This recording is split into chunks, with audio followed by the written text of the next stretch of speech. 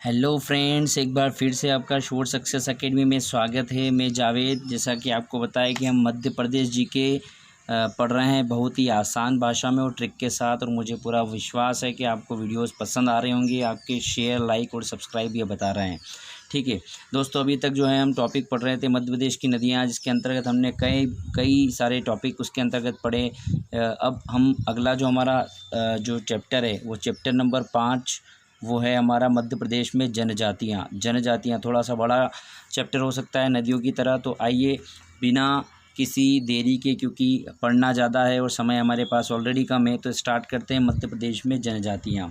सबसे पहला प्रश्न कि मध्य प्रदेश में अनुसूचित जनजातियाँ कितनी हैं। तो सबसे पहले आपको पता होना चाहिए जनजातियाँ किसको कहते हैं। देखिए, आपने सुना होगा, एक तो होता है जनरल, सामान्य होता है, एक होता है ओबीसी पिछड़ा वर्ग, एक होता है एससी अनुसूचित जाति, और एक होता है एसटी अनुसूचित जनजाति, शेड्यूल कास्ट और शेड्यूल ट्राइब। तो हम पढ़ रहे हैं अनुसूचित जनजाति, और सबसे ज़्यादा पिछड़ी हुई जो जाति है वो अनुसूचित जनजाति है, जो सामाजिक, आर्थिक, राजनीतिक हर दृष्टिकोण से बहुत ज़्यादा पिछड़ी हुई है। और केंद्र सरकार और राज्य सरकार विभिन्न प्रकार की योजनाओं के द्वारा जो है इनको समाज की मुख्य धारा में लाने का प्रयास करती है। जैसे नौकरियों में आरक्षण देती है, पढ़ाई में आरक्षण देती है ना, राजनीतिक क्षेत्र में आरक्षण देती है, ताकि इन लोगों का प्रतिनिधित्व भी हो और ये इन लोगों के विकास के लिए जो है नियम वगैरह बना सके।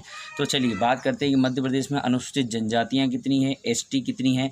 तो आप बताएंगे मध्य प्रदेश में 46 अनुसूचित जनजातियाँ। याद कैसे करेंगे, आपको मैंने बताया था मध्य प्रदेश में लोकसभा की 29 सीटें हैं और उनमें से 4 एससी की है और 6 एसटी की है। तो आप वहाँ से याद कर सकते हैं, अच्छा रहेगा। 4 SC 4 ST, 4 SC 6 ST, total 46 हो गया। 4 पे 6 46, और अनुसूचित जनजातियाँ कितनी 46। और अगर आपने वो वाला वीडियो नहीं देखा है तो देख लीजिए, और अगर उससे याद करना कठिन हो रहा है तो डायरेक्ट याद कर लीजिए। ऐसी कोई बड़ा आंकड़ा नहीं है इसमें, और ज़्यादा ट्रिक नहीं बता सकता। मुझे लगा कि 4 6 वो भी याद रह जाएगा और ये भी याद रह जाएगा। तो मध्य प्रदेश में अनुसूचित जनजाति कितनी है, 46। आगे, अनुसूचित जनजाति जनसंख्या में मध्य प्रदेश का देश में कौन सा स्थान है। तो आपको पता है कि हमारे देश में 28 राज्य और 9 केंद्र शासित प्रदेश है, और उन सब में अगर तुलना की जाए तो सबसे ज़्यादा जो 46 अनुसूचित जनजातियाँ वो कहाँ पे है, मध्य प्रदेश में। मतलब अनुसूचित जनजाति के मामले में मध्य प्रदेश देश का प्रथम राज्य है, पहला राज्य। सबसे ज़्यादा एसटी हमारे यहाँ है ना। आगे बात करते हैं, भारत में जनजातियों का प्रतिशत कितना है और मध्य प्रदेश में जनजातियों का प्रतिशत कितना है। और ये जो मैं आंसर दूंगा वो जनगणना 2011 के अनुसार। अब 2021 में होने वाली है, चूँकि जो है कोरोना वगैरह चल रहा है तो हो सकता है थोड़ा लेट हो जाए। तो जब तक नए आंकड़े नहीं आ जाते, हर परीक्षा में यही वाले आंकड़े पूछे जाएंगे कि 2011 के अनुसार। नहीं बोलें तब भी आप इसी को आंकड़े को अपन रेफ़र करेंगे कि भारत में जनजाति का प्रतिशत कितना है, तो 8.6 है। और मध्य प्रदेश में कितना है, तो 21.1। इसका मतलब क्या है कि अगर भारत में फॉर एग्जांपल मान लेते हैं, भारत में रहने वाले लोग कितने हैं, भारत में रहने वाले लोग 100 है, तो 100 में से लगभग 9 लोग जो है 8.6, मतलब राउंड ऑफ करें 9 लोग अनुसूचित जनजाति के हैं, एसटी के हैं।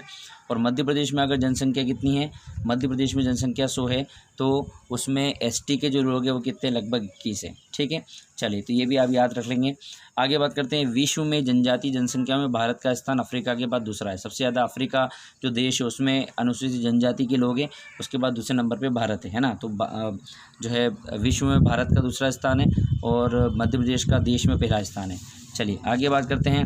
अब यहाँ से देखिएगा, जनजाति विकास कार्यक्रम। जनजाति विकास कार्यक्रम मैंने आपको बताया है कि सरकारों का जो उद्देश्य क्या है कि किसी न किसी प्रकार से जो है जनजातियों का ज़्यादातर विकास हो। तो जनजाति विकास कार्यक्रम के जनक कौन है, ठक्कर बापा। देखो, ठक्कर को टक्कर कर दो। ठीक है, जनजातियों का विकास करना एक बहुत चैलेंजिंग टास्क है। तो टक्कर का आदमी चाहिए, टक्कर का आदमी चाहिए जो इसका क्या कर सके, विकास कर सके। तो टक्कर मतलब ठक्कर है ना, ठक्कर यानी कि टक्कर। तो टक्कर या ठक्कर बापा इसका क्या होगा, जनजाति विकास कार्यक्रम का जनक होगा। ठीक है, अगला मोस्ट इंपॉर्टेंट क्वेश्चन है, केंद्र सरकार द्वारा घोषित 3 विशेष पिछड़ी जनजातियाँ कौन सी है। देखिए, वैसे तो 46 जो जनजातियाँ हैं वो सारी पिछड़ी है, लेकिन इनमें भी केंद्र सरकार ने कुछ जनजातियों को बहुत ज़्यादा पिछड़ी माना है कि यार वो बहुत जो है एक तरीके से इनसे एक सामाजिक दृष्टिकोण से जो है बहुत पिछड़ी हुई है हर क्षेत्र में, नौकरियों वगैरह में।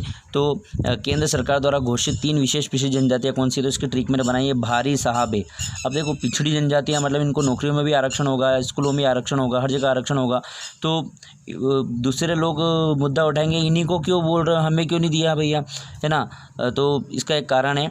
तो इसकी ट्रिक क्या है, भारी साहबे। तो भारी मतलब भारिया, सहा मतलब शहरिया, और बे मतलब बेगा। तो केंद्र सरकार द्वारा घोषित 3 विशेष पिछड़ी जनजातियाँ, तो उनको विशेष पिछड़ी जनजातियाँ जिन पे बहुत ज़्यादा पहले अंग्रेजों के समय में अत्याचार हुआ है, ठीक है। भारी साहबे बेचारियों ने भारी सहाय, कोई व्यक्ति बोला रहे बे भारी सहाय इन्होंने इसलिए इनको इतना सारा आरक्षण दिया जा रहा है, तू रो मत, तू अगर होता तो तुझे भी आरक्षण दे। तो भारी तो भारिया, सहा तो सहरिया और बे तो बेगा। तो बहुत अच्छी ट्रिक लग रही होगी। ट्रिक पसंद आ रही है तो दोस्तों लाइक करिए, शेयर करिए, सब्सक्राइब करते जाइए। अगला, सर्वाधिक जनसंख्या वाली मध्य प्रदेश की जनजातियाँ। मध्य प्रदेश में सबसे ज़्यादा जनजातियाँ कौन सी जाति की है? तो 3 जातियाँ हैं आपके पास, भील, गोंड और कोल। अब इसको कैसे याद रखेंगे? इसकी ट्रिक है भीगो कोल। भील का भी ले लो, गोंड का गो ले लो और कोल का पूरा कोल ले लो।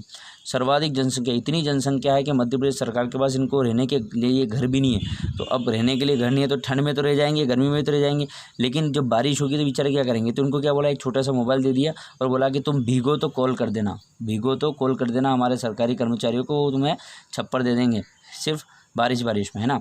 सर्वाधिक जनसंख्या, सब इतनी ज़्यादा जनसंख्या है कि रहने के लिए छप्पर नहीं है, मोबाइल दे रखा है और कहा कि भीगो तो कॉल कर देना। तो भील, गोंड और कोल, भील से भी, गोंड से गो और कोल से कोल। भीगो तो कॉल करना, है ना, फ़ोन कर देना। तो भीगो तो भील, गोंड और कोल, ये सर्वाधिक जनसंख्या वाली मध्य प्रदेश की जनजातियाँ हैं। अगला, अनुसूचित जनजाति की साक्षरता।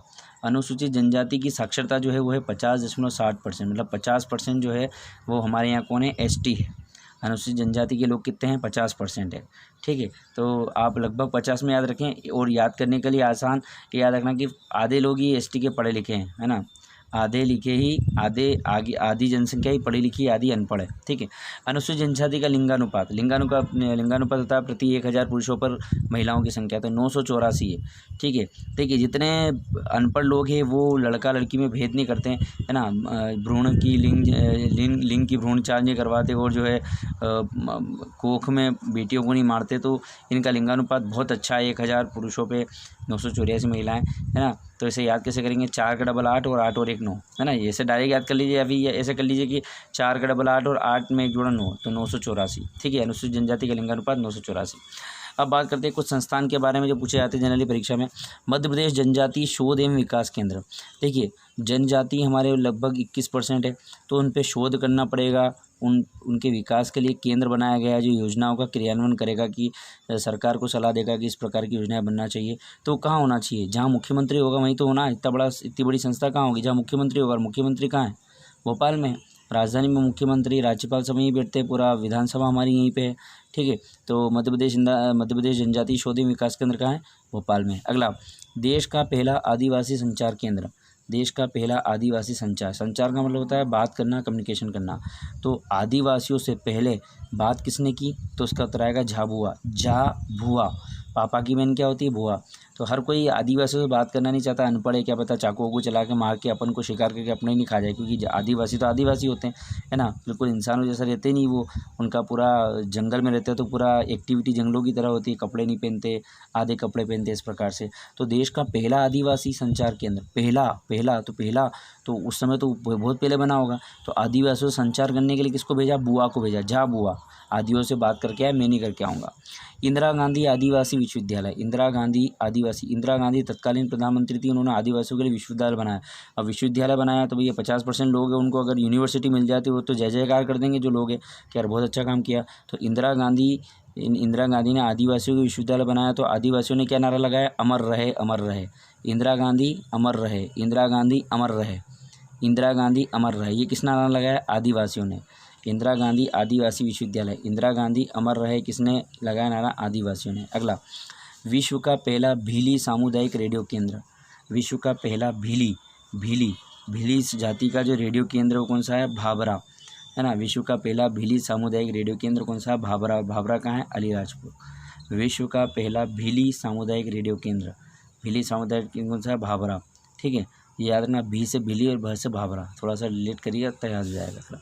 अगला, मध्य प्रदेश की किस जनजाति का शब्दकोश तैयार किया जा चुका है? शब्दकोश यानी कि डिक्शनरी।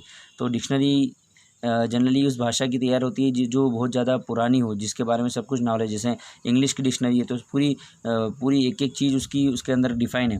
तो किस जनजाति का शब्दकोश तैयार किया जा चुका है? जो जनजाति बहुत पुरानी होगी, और पुरानी यानी कि एक तरीके से बासी बोलते हैं अपन, बासी सब्जी, है ना। तो मध्य प्रदेश की किस जनजाति का शब्दकोश तैयार किया गया? तो मबासी। तो म हटा दो बासी, बहुत बासी, बहुत पुरानी जो है ये थी जनजाति, इसलिए इसका जो है शब्दकोश यानी कि डिक्शनरी तैयार की जा चुकी है। और ये कहाँ पे, छिंदवाड़ा में। अगला, जनजातीय विकास एवं अनुसंधान संस्थान, जनजातियों के विकास एवं अनुसंधान, जनजातियों के विकास और अनुसंधान कहाँ है, छिंदवाड़ा में है। छिंदवाड़ा में कब स्थापना हुई थी इसकी, 20 अप्रैल 1954 में। और याद रखिए अभी इसको हाल ही में स्थानांतरित कर दिया गया है, कहाँ पे, भोपाल में। तो ये याद रखना महत्वपूर्ण बन जाता है आपका कि जनजातीय विकास एवं अनुसंधान संस्थान अभी भोपाल में, लेकिन स्थापना जब हुई थी, जब ये कहाँ था, छिंदवाड़ा में था। अगला, आदिम जाति कल्याण विभाग, और आदिम जाति कल्याण विभाग का नया नाम है आदिवासी एवं हरिजन कल्याण विभाग। तो दोनों याद रखिए, आदिम जाति कल्याण विभाग की स्थापना हुई 1964 में, और 1965 में इसका नाम चेंज हुआ है, और कुछ भी ऑफिस भी वही है ना, आदिम जाति कल्याण विभाग 1964, और इसका जो नया नाम है आदिवासी एवं हरिजन, हरिजन भी इसमें शामिल कर लिए, हरिजन कल्याण विभाग 1965। और आखिरी प्रश्न है, अंतर्राष्ट्रीय जनजाति फिल्म महोत्सव का आयोजन, पूरे अंतर्राष्ट्रीय लेवल पे जनजातियों का फिल्म महोत्सव आयोजन का, फिल्म बनाई गई थी, उसका आयोजन कहाँ हुआ था, मध्य प्रदेश में, और कब हुआ था, 2000 में। ठीक है, तो दोस्तों ये था एक जनरल जानकारी थी जनजातियों के बारे में। कौन कौन सी जनजातियाँ होगी वो हम अगले वीडियो से पढ़ना स्टार्ट करेंगे। आई होप कि आपको वीडियो पसंद आया हो, और पसंद आया तो लाइक, शेयर और सब्सक्राइब करिए। धन्यवाद।